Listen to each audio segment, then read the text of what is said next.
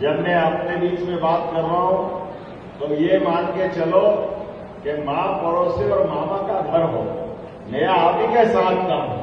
आप जो कहोगे वो सब करने के लिए तैयार रहेंगे, कोई कभी कसर नहीं लेने वाली। अपनी सरकार है, आप और हम अलग नहीं है। हमारे वनवासी भाई बहनों के लिए उनके हक की बात हो, इसी प्रकार से उद्योग धंधों में काम करने वाले कर्मचारियों की बात हो, सरकार सभी वर्ग के लिए समान रूप से सबकी बेहतरी के लिए काम कर रही है।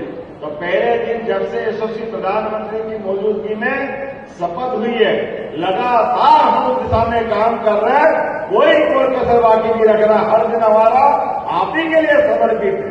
लगातार जिस प्रकार से काम चल रहा है, मैं आपके लिए बताना चाहूंगा कि आज जब सरकार के आधार पर काम करने की बात है, हमारी 30-30 साल पुरानी मजदूर संघों के माध्यम से बड़ी बड़ी फैक्ट्रियां, सज्जन मिल यहां भी है, इंदौर की हुकुमचंद मिल 30 साल से ज्यादा समय से 7,000 से ज्यादा मान के कर्मचारियों का उनका बकाया लटका पड़ा था। लोग परेशान थे। 2,000 लोग तो उम्मीद में मर गए, उनके परिवार वाले उम्मीद में दे रहे थे कब हमारा ग्रेच्युटी मिलेगी, कब पेंशन मिलेगी, कब निपटारा होगा। मुझे इस बात की प्रसन्नता है कि 7 दिन से भी कम समय में हमने सारे भाई बहनों का 4,800 मजदूर परिवारों का 224 करोड़ देकर के सारा चुकारा करा प्रधानमंत्री जी के मौजूदगी में। यह हमारी प्रतिबद्धता है। और केवल हुकुमचंद मिल नहीं, हमने कहा सज्जन मिल, बहुत जल्दी सज्जन मिल का भी सारा बकाया हम चुकाने वाले हैं, कोई बचने वाला नहीं। एक भी जेसी मिल ग्वालियर, उज्जैन की श्री सिंथेटिक पाइप फैक्ट्री, जिसका भी पैसा बकाया हम लगातार, माननीय सुरेंद्र जी आपको बताना चाहूंगा, हमारी सरकार बनने के बाद सभी वर्गों की बेहतरी के लिए औद्योगिकरण को भी बढ़ावा दे रहे हैं।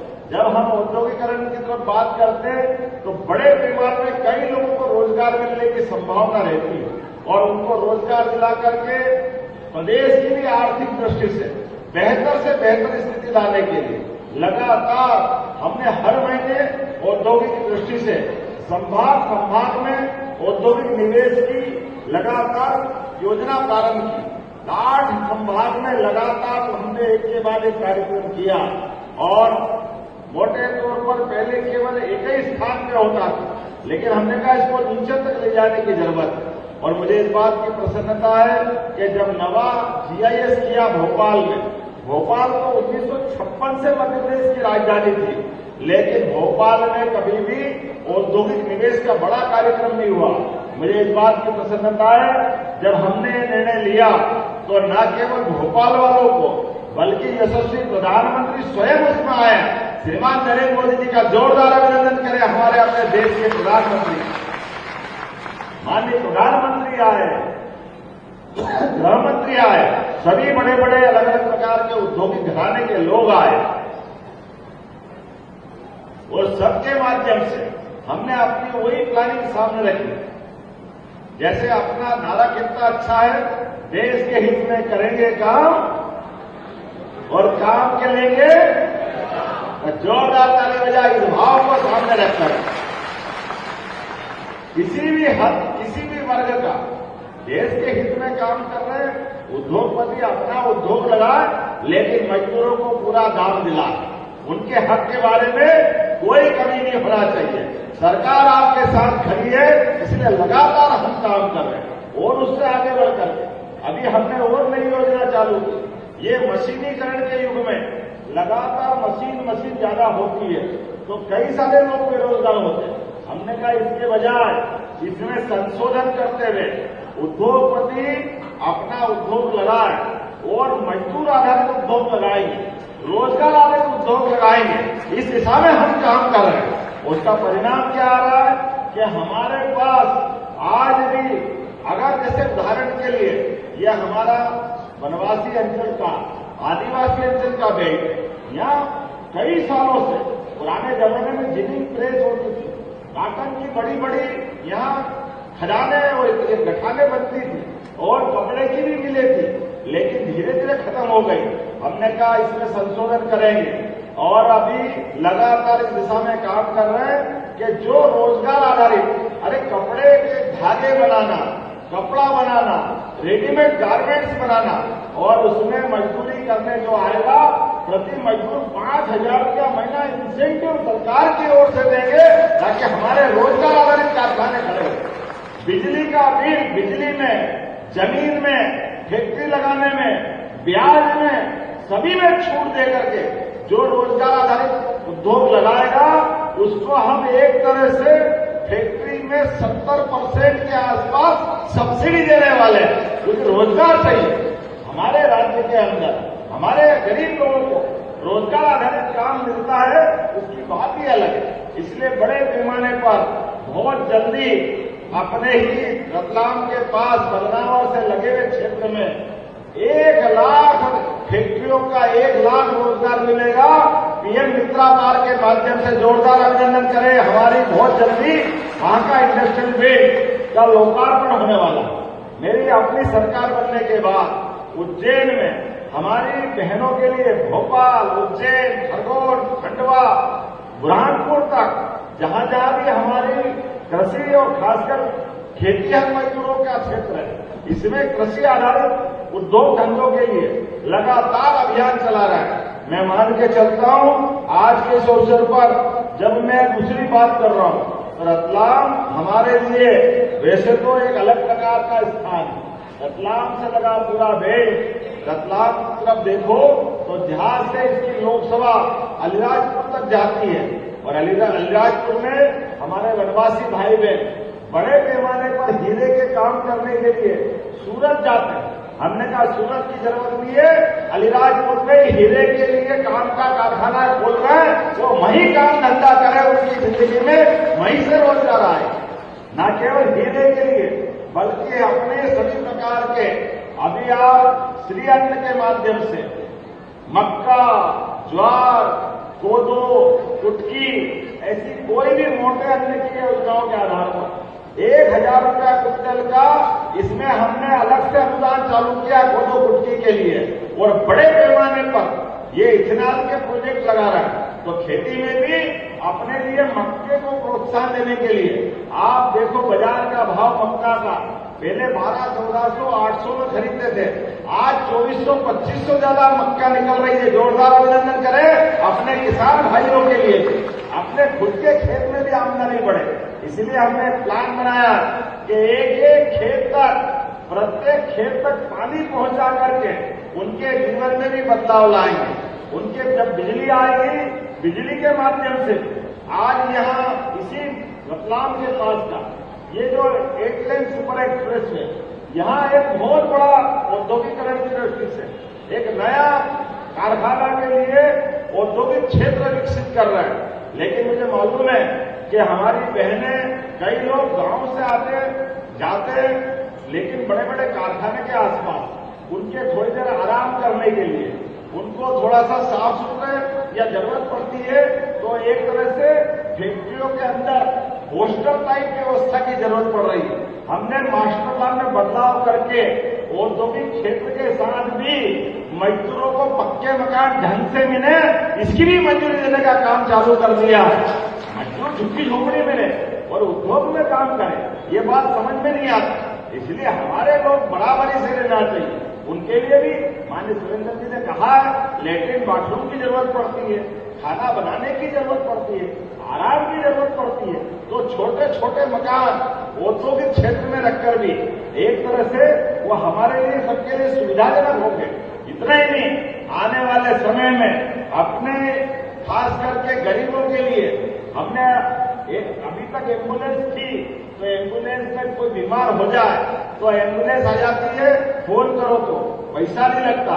लेकिन ये भौगोलिक दृष्टि से बड़ा हमारा प्रदेश है, ऐसे में गरीब आदमी, उसके जीवन में भी कोई कारण से हॉस्पिटल छोटा है, भर्ती हुआ है, बीमारी बढ़ी है और बड़ी जगह पहुंचाना, अब बड़ा आदमी तो कहीं से भी कुछ कर लेगा, गरीब आदमी कैसे जाए? तो हमने गरीबों को भी एयर एम्बुलेंस की सुविधा दी, हेलीकॉप्टर से ले जाएंगे, हेलीकॉप्टर से 1 पैसा आपका नहीं लगने वाला। केवल आयुष्मान कार्ड बना लो। जहां हवाई जहाज होगा, जैसे यहाँ हेलीपैड हवाई पट्टी है, वहां हवाई जहाज उतर जाएगा। लेकिन जहां हवाई जहाज नहीं उतर सकता वहां हेलीकॉप्टर उतारेंगे। लेकिन एक एक गरीब आदमी की जिंदगी में बेहतरी करने के लिए लगातार एयर एम्बुलेंस की सुविधा हम चालू कर रहे हैं। आज मेडिकल कॉलेजों के लिए मुझे इस बात की प्रसन्नता है कि अब नीमच, मंदसौर, रतलाम, उज्जैन, इंदौर, ये तो पूरा मेडिकल कॉलेज का क्षेत्र हो ही गया। लेकिन धार और झाबुआ में भी बहुत जल्दी मेडिकल कॉलेज बनने वाले हैं आपके जीवन की बेहतरी के लिए। मेडिकल कॉलेज में हमारे बच्चे भी पढ़ेंगे और हॉस्पिटल भी अच्छे होंगे।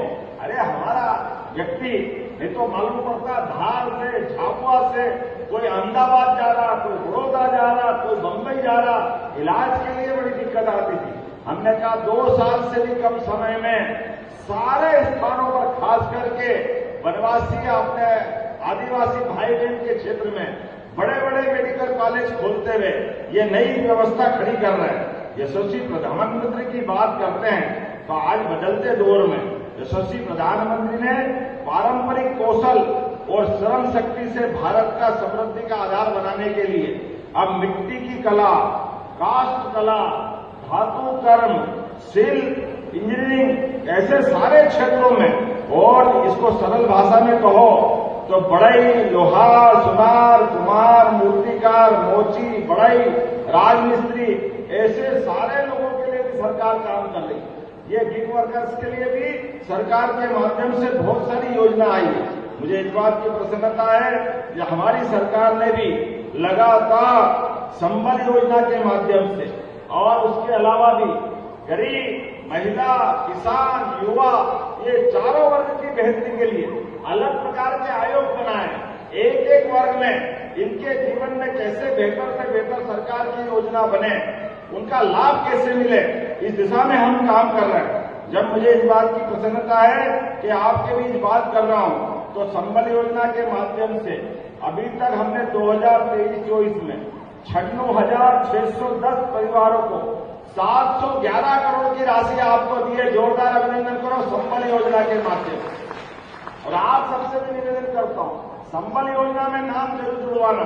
संबल योजना में सामान्य वर्ग के भी अगर 60 साल से कम वाले हैं तो उनके लिए 2 लाख तक की राशि उसमें देते हैं। और केवल राशि नहीं, सभी बच्चों को पढ़ने की व्यवस्था, उनके हॉस्टल में रहने की व्यवस्था, खाने पीने की व्यवस्था। और अभी तो आप सब गौर करना, यशस्वी प्रधानमंत्री के नेतृत्व में फिर सर्वे चल रहा है। आप सबके मकान भी पक्के बनाने के लिए दोबारा सर्वे चल रहा। जोरदार अभिनंदन करो। अपना अपना मकान अपने पंचायत सचिव के माध्यम से जुड़वा लेना। जिनका मकान पक्का हो गया ये उनको तो लाभ मिलेगा ही मिलेगा, लेकिन जो बचे उनको भी लाभ देंगे। आज जब मैं आपसे बात कर रहा हूं तो यहाँ संबल योजना के माध्यम से 4,92,000 लोगों का पंजीयन हुआ है अकेले इस जिले के अंदर। अब 4,92,000 कम नहीं होते रतलाम जिले के अंदर, ये बहुत बड़ा आंकड़ा।